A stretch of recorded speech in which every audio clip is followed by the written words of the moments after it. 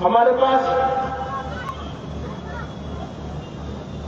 بیچ میں ایک بات یاد آ رہی ہے مجھے کہ ایک NCPCR ہے، چائلڈ پروٹیکشن کی ایک کمیٹی ہے، کمیشن ہے. اس کمیشن کے چیئرمین صاحب ہیں. اب ایک یہ ذمہ دار کمیشن ہے جو بچوں کے حقوق کے تحفظ کے لیے بنایا گیا ہے، اور اس کے چیئرمین صاحب ہیں.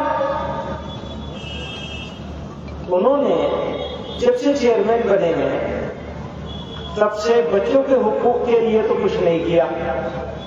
البتہ اسلام، مسلمان اور مدارس اسلامیہ وہ انہوں نے ان کو قبض میں مبتلا کر رکھا ہے. پیٹ میں تکلیف ہے اور درد بھی ایسا ہے کہ اس کی مروڑ اٹھتی ہے ان کو بیچاروں کو، اور اس مروڑ میں وہ اپنی بات بھول کر دوسری بات کرنے لگتے ہیں.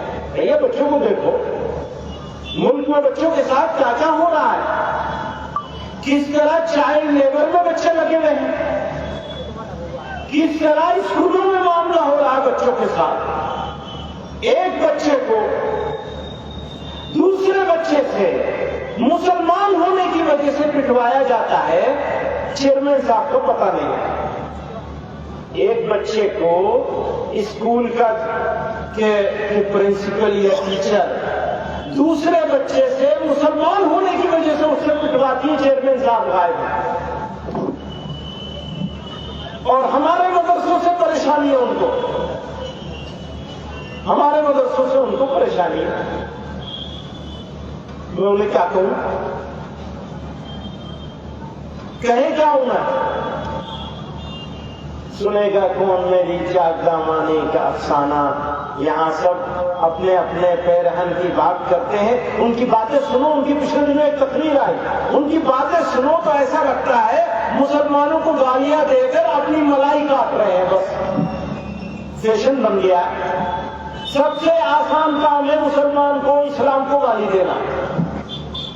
پوچھے ان سے کوئی جا کر، جتنی باتیں انہوں نے مدرسوں کے بارے میں کہی ہے بھیا اس کی ریسرچ خود ہی کر لو، کتنی باتیں سچ ہے کتنی جھوٹ ہے. آپ جاتے ہیں اپنی قابلیت کو دھارتے ہیں، ایک مجمع کے اندر تقریر کر رہے ہیں، آپ NCPCR کے چیئرمین ہیں. ذرا دیکھیے، کچھ تو شرم کیجیے، ایک تحقیق تو کر لیجیے کہ کیا بات کر رہے ہیں. میں یہ نہیں کہتا ہمارا سارا نظام بالکل ٹھیک ہے، ہو سکتا ہے کوئی ہمارے پاس غلطی بھی ہوگی، ضرور ہوگی، اور کوئی غلطی ہے تو اسے ٹھیک بھی کرنے کو تیار ہے، ہمیشہ تیار ہے ٹھیک کرنے کو.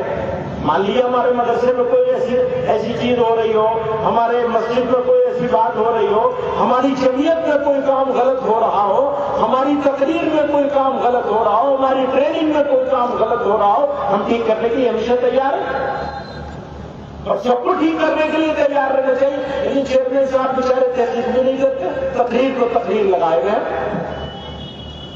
اب انہیں کیا کہیں گے؟ جاہل کہیں؟ وہ ہم کہنا نہیں چاہتے، اپنا منہ نہیں خراب کرنا چاہتے، گندا نہیں کرنا چاہتے. ساری گندگی تمہیں مبارک،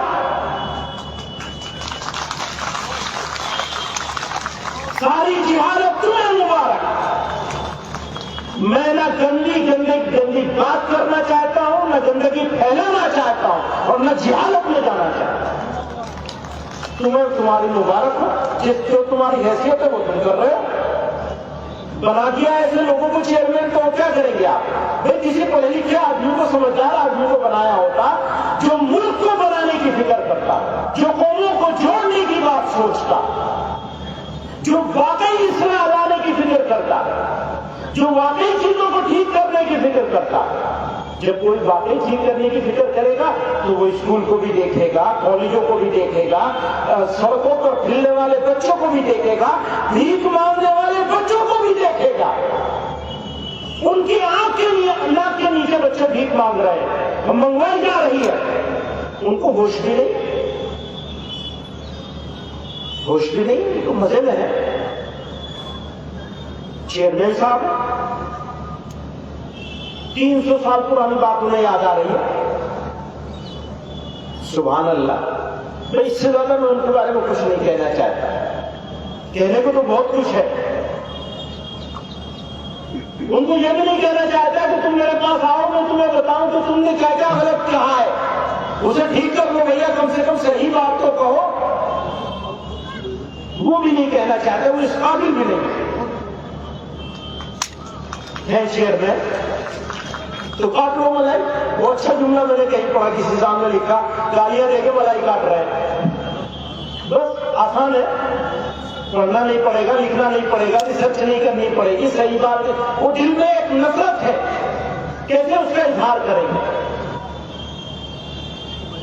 वोट बेदारी की बात आई, मैं वोट देने की बात नहीं करता, लेकिन वोटर लिस्ट को सही करना और उसको सही करवाना यह आपकी जिम्मेदारी है, हमारी जिम्मेदारी है। अगर उस जिम्मेदारी को हमने अदा नहीं किया आज की तारीख में, तो हम मुजरिम होंगे। समझ लीजिए, ये जुर्म हमारे ऊपर आएगा, नस्लें माफ नहीं करेंगे। आपको बेदार होना है, कुर्बानी देनी है, जिद्दोजहद करनी है, कोशिश करनी है। कोई एक बच्चा बच्ची जो उम्र हो चुकी है और उसको इंक्लूड होना है उस लिस्ट में, तो वो बचना नहीं चाहिए। लिस्ट ठीक कराइए, जिसका इंतकाल हो गया उसका निकलवाइए।